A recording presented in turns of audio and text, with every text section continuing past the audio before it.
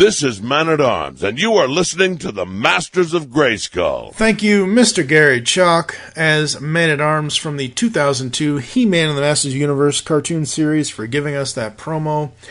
I'm, of course, TFG1Mike. Joining me is OptimusSolo. Hello, sir. Hello. We just want to put this at the beginning of every episode for Masters of Grayskull. We dedicate every single episode of this to the memory of Dean Steffen. Dean, who was the writer, story editor, all that kind of stuff on the 2002 He-Man series, passed away May 15th of 2018. And not only are we doing this because we're finishing our Powers of Grayskull series podcast, we're also, I feel at this point, doing this in the memory of him, because the stories that he helped create and build for this series, it revitalized the Motu franchise, in my personal opinion. Yeah, absolutely. And it's unfortunate that we didn't have a chance to ever talk to him for the show, but we can at least remember him as we move forward. Absolutely. And now, on with the show. I am Adam, Prince of Eternia, defender of the secrets of Castle Grayskull. This is Cringer, my fearless friend. Fabulous.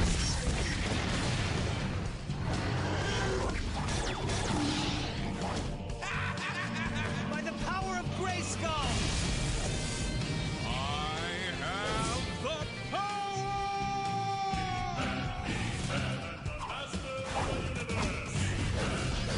Hello, this is OptimusSolo, and welcome to the 112th chapter in our Powers of Grayskull series.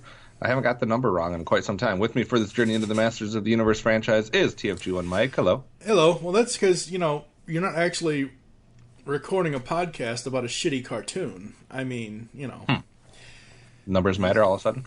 Are you ready to return to Eternia, sir? Of course. All right. Well, in this there we go. I jinxed myself. In this episode of Masters of Grayskull, we'll be giving you our thoughts on the next 3 episodes of the series, which are episode 13, Night of... Oh, good God. Night of the Shadow Beast, episode 14, Underworld, and episode 15, The Mystery of Anwat Gar. All right. Thanks for doing that in stereo. Well, that's what I get for doing 20 scripts at the same time. Yeah, not that we really, give this out to people, but I'm like, I have 17 Skype messages, script. I'm trying to blow you up. And I'm wait a second here. Didn't you see that message where I said, send it to me in email? Nah, Skype. So anyways, today it's Night of the Shadow Beast, Underworld, and the Mystery of Anwat Gar. I got it right that time, just in case there's any confusion. So we hope that you're ready, because I think we're finally ready. Time to go back to Eternia. Are you sure? Positive. This had better be good, Beast Man. I was in the middle of planning my next assault upon Castle Grayskull. Oh, it's real good. See for yourself. What I see is nothing, you mangy moron.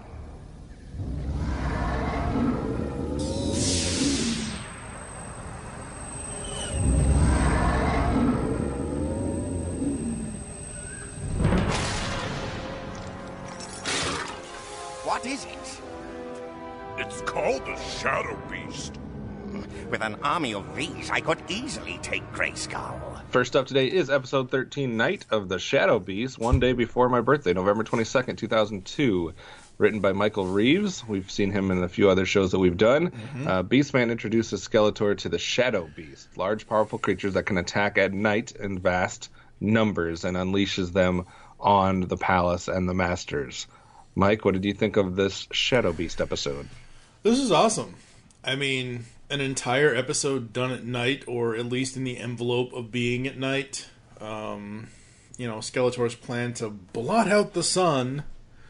Very, very cool. Absolutely love it. Again, introducing a new kind of sub-character, or seeing a subspecies or a secondary species on the planet that we might not have known about before. And that's the thing with these episodes this week and the episodes that we'll be doing in the next podcast episode. They introduce so much stuff, and it's so cool. Yeah. So it's kind of cool, I guess, that they're relating this episode in a way to kids being scared of the dark. Yep. Or just anybody being scared of the dark. Yep. That's all I got for good things. Well, there is one really good thing. Only what seems like to be a half second of Orko on screen. Woohoo. Yeah. Skeletor's nighty don't let the Shadow Beast bite. Nighty night don't let the Shadow... That was funny. I thought that was hilarious. Ooh, I forgot one thing. What's that? Up close, the Shadow Beasts look crazy good. Yeah, they do. Yeah, they do. Using Shadow Beasts to attack the palace and the castle was very cool. It shows that Skeletor really is willing to try and do anything he can to conquer Eternia. Yep. The interesting thing here, though, is, like, he didn't... Up to this point, he's always said, I want Grayskull, I want the Elder's power. He hasn't really gone after the palace before. Like, they've attacked the palace, but he hasn't actively used a lot of force to go after the palace. The palace isn't where the power is. That's true. Very true. I got some negative stuff. Okay, well, hang on one second. You said earlier about the focus on Ram Man and being afraid of the dark, and, you know, hey, this is, you know, a updated version of the Nickelodeon show. Are you afraid of the dark, Ram Man? Yes, he is. I was until I wasn't. At this point in my life, when I was younger, I was at times like very scared of the dark. As I've said many times in many episodes of this podcast and other podcasts in the last 10 and a half, almost 11 years of my podcasting, my mom and I used to watch Unsolved Mysteries at night all the time. And as much as I love Robert Stack, may the man rest in peace and all of that, Ultra Magnus is fucking creepy when you watch Unsolved Mysteries at night in the dark. Whereas now as an adult, yes, that still creeps me out, but I actually prefer darkness over daylight most times because I have light sensitivity stuff with my eyes now, so... Yeah, if I go outside and it's bright sun, I sneeze instantly. You need to have Amanda capture that on video. But basically, I don't know if I was necessarily afraid of the dark as a child, but I was afraid of my room specifically in the dark. And note to any parents out there, be careful of this, because what had happened was my bedroom door, which when I was a kid had to stay open for safety, security, whatever. Parents wanted all the doors to be open. As most doors do, it had at least, well, maybe not most doors, but my bedroom door had hooks on the back. Mm-hmm. And so there was, I don't know if it was like sweatshirts or jackets or whatever, some type of clothing were hanging on those hooks basically all the time. Mm-hmm. And when you turned my light off, but then the adults, you know, maybe they had the hall light on or a different room down the hall or something like that. So there was still light in the house. And it would perfectly cast a shadow against my wall behind my door. And it looked perfectly like a witch's hat. And it used to freak the hell out of me. Basically, I had to like shut the light off and then like jump into bed real quickly so that the witch behind my door didn't get me. So I was afraid of that, which I guess is a shadow It was Witch beast. Hazel. Yeah, basically. That's why I said I think it was cool to relate this to that, because I think a lot of kids do have different times where they're... I mean, being in the dark is, I guess, inherently scary because you can't see. Right. So if you're trying to walk or trying to do something, you're going to run into stuff and that type of thing, or something somebody could more easily sneak up on you. So I guess it's not like unfounded. It's not just a kid thing. But I guess my problem with this episode is they turned the entire episode into a PSA. Like... It wasn't just an episode that had this theme. Like, they even stop at the midway point, almost pause the episode to explain about him being afraid of the dark. And that kind of rubbed me the wrong way, because I like it a little bit better when it's just more subtle. And they might do something at the end that says, hey, this episode was about this, and we're going to explain it to you. But it was a little too, like, over the head beating me with it on this episode. And my other complaint was, although the Shadow Beast looked really crazy and cool up close, when they do the wide shots of the palace, yeah, that looks damn silly. Yeah, honestly, the palace at times looks damn silly. Not just in this episode, but they were like allowing those things to move way too quickly and with way too little of detail that it just looked silly. It looked like not professional almost. I don't know. So I don't know. This episode kind of drained on me a little bit because of the whole PSA feel that I just couldn't get away from throughout the entire episode. But other than that, I mean, I had some cool elements. I just think in execution it was a little heavy-handed for me. What did you give this one for rating? This one's 3.5. Okay. It's not full middle ground, but it's not like, yes, I love the story parts with Ram Man and why he, that kind of thing, even though it kind of interrupts the flow of the thing. I love that like we said, the Shadow Beast and Skeletor are using different things, but at the same time, it doesn't really advance. Like, if this had been a full-on character spotlight on Ram Man, where it like showed him as a little ram or whatever it is, like furthering that character story, like so many of the other episodes have, like when we've been introduced to the new characters and things like that, that would have been maybe a little bit higher. But it's set at 3.5 for me. All right. Maybe one of the lower ratings I've given so far, but I'm down to a 2.5. Just like I said, it wasn't entertaining to me because I just felt like I was being taught the whole time about being afraid of the dark, and I needed something else with that. So we're going to take a break. We'll come back, and we'll venture into the Underworld. Not on my watch.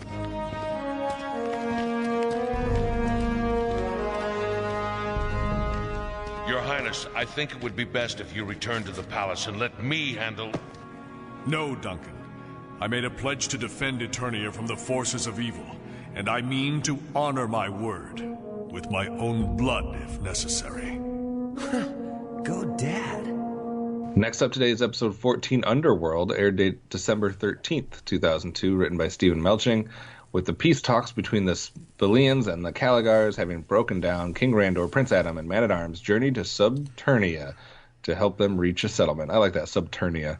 Yep. It's clever play on that. So we get introduced to a new side of Eternia that we've never seen before, really, the Underworld, and some new species. What did you think of that?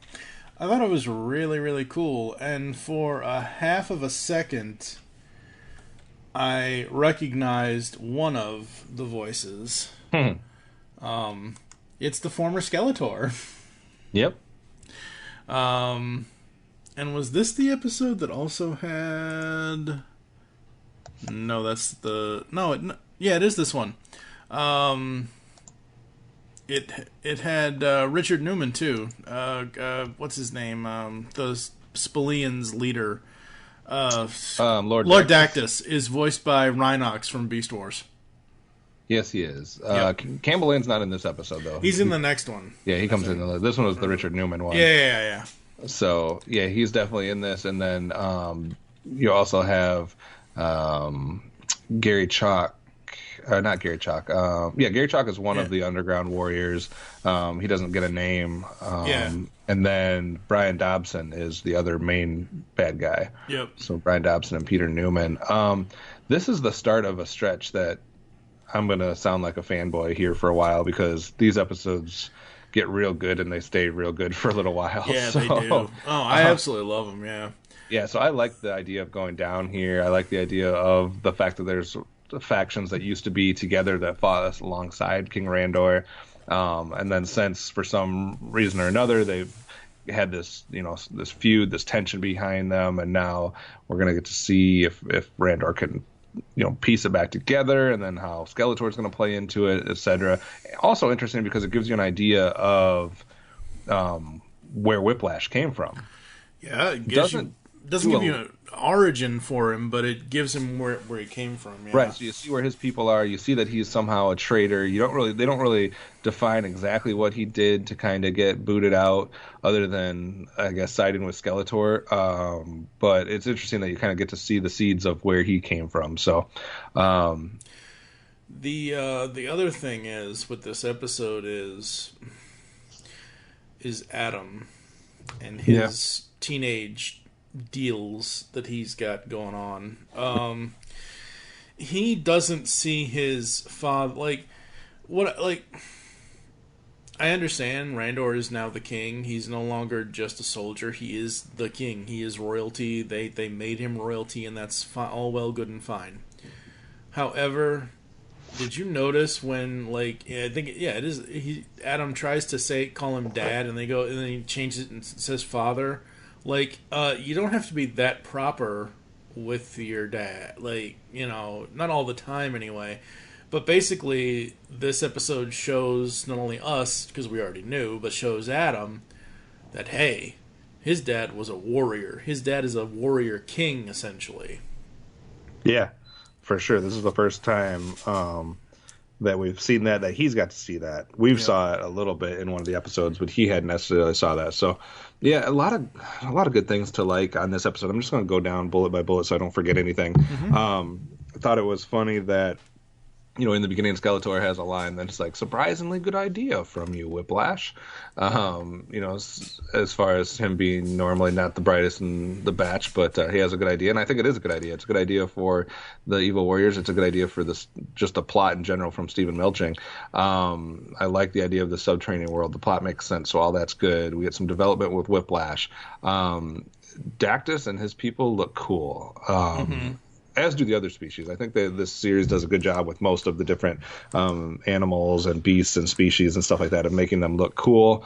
I like the other part when he comes in. I can't remember who says this now. They say, allow me to offer a second opinion. That would be He-Man? No, that might have been Skeletor. It was one of the two. Yeah. Also, we got to see a pretty cool thing with Skeletor with his two swords. Yeah. At one point, he's handling two swords against Randor, which that was cool. And again, like you mentioned, cool seeing Skeletor versus Randor again. Also, with the subplot of Adam getting to see it was interesting. He-Man's entrance was cool. Yeah, it was. When he's on the other side of the thing, when it opens, the brick or the wall, the rock face, basically. So that was all good. Man, I'm saying cool a lot, but I mean, that's just what this episode was. It wasn't heavy into the mythology or the origins as much as maybe I would like, but it's fine because the story, the characters, the action is good enough to not really make me care too much about it. So, I mean, overall, a great episode. I had some trivia for you guys. Obviously, the Matty Collector line was doing a good job of picking out some of these characters. So you have Lord Dactus and Ceratus. Both were made into figures in 2013 and 2015, so you can seek those out if you want to. We already talked about this being the first time Adam witnesses his father fight Skeletor. And, of course, through the story, they've created another way to get to Grayskull. So it's not just always going through and trying to get to the front door, the drawbridge, etc. That scene was, oh my, that scene was not necessarily copy for copy, line by line, not the actual what is said, but the animation. That is basically the Diamond of Disappearance, the very first episode of Filmation, where He-Man is just there in the castle and Skeletor gets spooked. This did that again. Right. In a different way. It didn't do it the exact same way, but because obviously He-Man went through Grayskull the normal way and ended up down in the Subternia entrance. But again, as you said, showing that there is a different entrance to Castle Grayskull.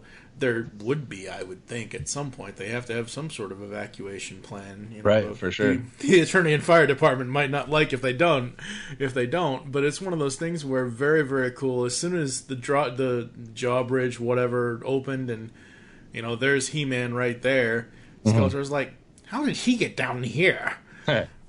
And I'm not 100% sure, but I'm 90% sure that we do get to see the Caligars again later on in the series. I am pretty sure, yeah. So we'll get to see them again, which is going to add to some continuity. So I'm pretty high on this one. I was only a 2.5 on the last episode. This episode, I'm all the way up to a 4.5. I mean, this is damn near perfect for me. Yeah, I'm at a 4. All right, so absolutely loved it. Very positive ratings for this episode. And guys, I'm not trying to spoil anything, but it's going to remain positive at least for a little while. So we're going to take a break, and we're going to come back and discover what is the mystery of Anwat Gar. It began in the ocean of Narl.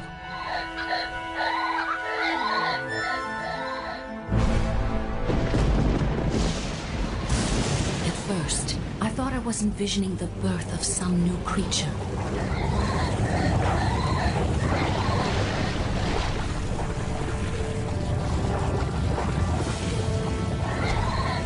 Then I could see what it was. Skeletor.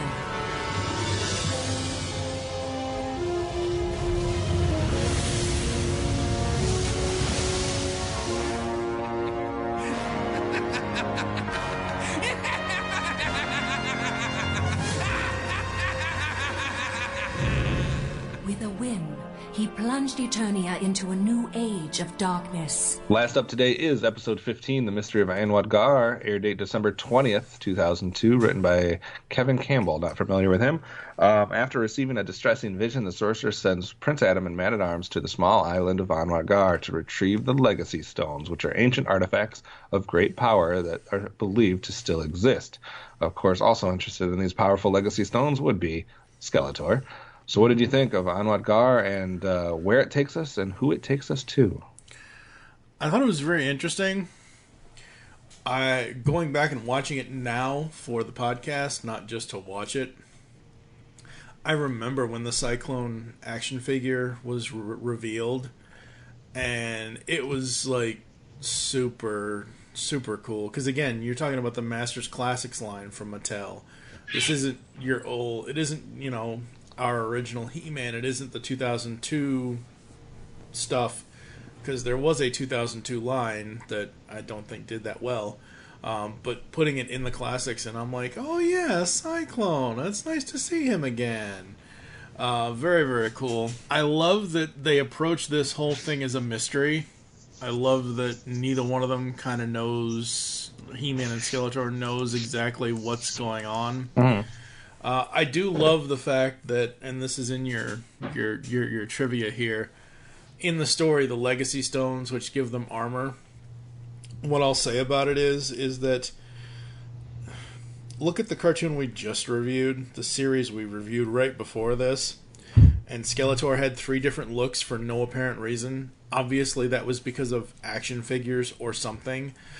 If you're going to do something like that to change to fit the action figure releases, make it a story point. And they do here. It makes sense. Right. It does. And it looks badass. And it looks badass. Like, but yeah, no, I mean, this was super fun episode. Yeah, apparently also staying with the toys. So obviously there was a Samurai He-Man and Samurai Skeletor in 2003. That's somewhat what this outfits are based off of. Also, the Classics line in 2008 apparently elaborated on the history of Anwat Gar and its people, which are called the Gars. It was revealed that all blue-skinned characters from Masters of the Universe, such as Keldor, Skeletor, Cyclone, Shakoti, and they're all members of this species. I don't know what else we know about that species, but that's interesting. And obviously it's a play on Angkor Wat, the temple in Cambodia. But this is a cool way to introduce another one of our masters. Obviously Cyclone is the one that we're talking about, and he is such a badass. Like, he is, to me, in this series, the equivalent of, and I'm not talking about anything that we haven't reviewed yet, just looking back on what we already have reviewed, he is like the equivalent of what we got from Zodak in the Filmation series. To me, like, he's just kind of this mysterious, powerful, more than meets the eye type character. So I enjoyed him. I always spell Cyclone wrong in my head. It's Syclone instead of C, not like the actual weather phenomenon. Yeah, see, I've spelt it with a C. Yeah, it's apparently, according to all the credits, it's always S. But yeah, this episode is really cool. Everything about it is just kind of like more badass with the visuals. Yep. What did you keep going? Well, I thought that I thought Skeletor was eventually going to get off the island, and then He-Man gets the stone from Beastman and goes after him, and I'm like, oh, we're going to see these armor suits in front of Grayskull. No, it's not a bad thing that we don't. I just thought we were, because the way that they say, oh, Skeletor is so far ahead, he's going to Grayskull. Obviously He-Man stops him before he can even get off the island. What I do know, again, from the comics from DC in the last 4, 5, 6, 7 years now, the Gar people are a part of the, mythos and the Right. mythology and all that and everything else in the backstory. And as you said, already, Skeletor is one. Because they actually, in the comic that Adas Baron and I were reviewing, they actually give you, like, how Skeletor's birth happens and how he is, a brother or half-brother or whatever kind of brother to Randor in the comics that I was reading at the time. I can't say enough, folks. Go read the DC Comics stuff that has been, that was put out back in 2012, 2013. It's as good as this. Another interesting thing that I like about this episode is that they kind of show, because Cyclone is not on one side or the other through most of the episode. He's kind of his own independent individual with his own duty. And I like how they've been introducing characters, and they're not just automatically good or automatically bad. They're deciding on their own through the events that we get to see as to what side they're going to be on. So that was kind of cool seeing him even conflict with He-Man a little bit as far as what to do, what not to do. Obviously, at the end of the episode, He-Man is destroying the stones because they're too powerful and too dangerous, and Cyclone doesn't want that because he's been sworn to protect them. And then he basically has nowhere to go, so they invite him to be one of the masters, basically. So definitely cool on that. Any swords, staffs, or ratings? Swords, staffs, and ratings for Cyclone, He-Man, Skeletor, and Man-at-Arms. Rating would be 4 out of 5. All right, I give a power sword to Cyclone as well, and I'm right there between 4 and 4.5. So I guess I'll stick with you and say 4. But it's a good episode, and definitely one of the things that this series did really well as far as introducing new characters. So absolutely. Well, that's it for this week. We're gonna take a break. When we come back, Mike's gonna get us out of here. Oh well, we all have bad dreams. This was not a dream. It was a vision. And its meaning? I believe Skeletor has learned of the secret of Anwat Gar. So, who's Anwat Gar? Not a who, a what. An island, once said to be home to the Legacy Stones. Ancient artifacts of great power. The Legacy Stones are believed to still be hidden in the Citadel at Anwat Gar. Adam, we should... I'm way ahead of you. By the power of Grayskull!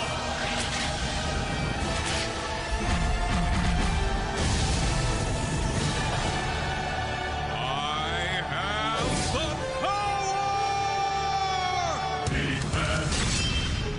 I know what we're doing today. Okay, Michael, if we're going to tackle this podcast thing, we've got to do something really special. It has to be cool, daily, in audio form, and undetectable by radar. Something that screams summer.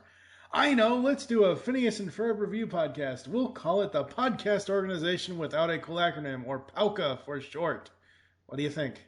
I think if we're not careful, Candace is going to bust us. You can find POWCA on the Geekcast Radio Network, iTunes, Blog Talk Radio, and all of the other methods you find podcasts. Okay then, carry on. Because the world needs another movie podcast. The Geekcast Radio Network presents for your listening pleasure the Cinema Geek. Hosted by Amanda, Kevin, Matt, and Dan. Each week we dive headfirst in the landscape of movies as we discuss movie news, play movie games, go in-depth on reviews, and even have a top 10 countdown or two. Also, don't miss our director retrospective series, where we review noted directors' movies film by film. Bottom line is, if you love movies and love podcasts, you need to experience the Cinema Geeks. You can find us on iTunes, Blog Talk Radio, or GeekCastRadio.com. DeCian, the superhero webcomic. DeCian's got superhero antics and sexy girls. For action, drama, mayhem, and more, read it now at DeCian.com. DASIEN.com. And for the new DeCian podcast, go to patreon.com/DeCian. It's Showtime Synergy. The latest review podcast from the Geekcast Radio Network is here. So join TFG1Mike, Nicole Hailstorm, and myself, Lady Rec, as we will be reviewing all 65 episodes of Joe and the Holograms in a 25-episode-long podcast. You can find Showtime Synergy on iTunes and GeekCastRadio.com. We are the truly outrageous podcast that you want to be listening to. You took my face, Randor. Today I take your life, and then your kingdom! We are back here on the Masters of Grayskull section of the Powers of Grayskull Series podcast on Geekcast Radio Network. Thank you for listening to us as we are the Masters of Grayskull. If you'd like to get in contact with us or leave feedback for the show, there are several ways to do so. Visit the website, geekcastradio.com, where you can comment on this and all of our other posts, podcasts, written stuff, all that good stuff. Leave the show's feedback in iTunes. Please do this. Follow us on Twitter, at Geekcast Radio is the network Twitter. You can also follow at Powers of Grayskull for the show. I am at TFG1Mike. What is your Twitter? At OptimusSolo. Become a fan on Facebook by going to facebook.com/Geekcast Radio Network. We hope you enjoyed the Grayskull goodness today, and don't forget to join us on our next adventure when we will take a look at the next 3 episodes of He-Man and the Masters of the Universe, which are The Monster Within, Roboto's Gambit, and Trust. For now, I am TFG1Mike with OptimusSolo. By the power and for the honor of Grayskull, we have the power.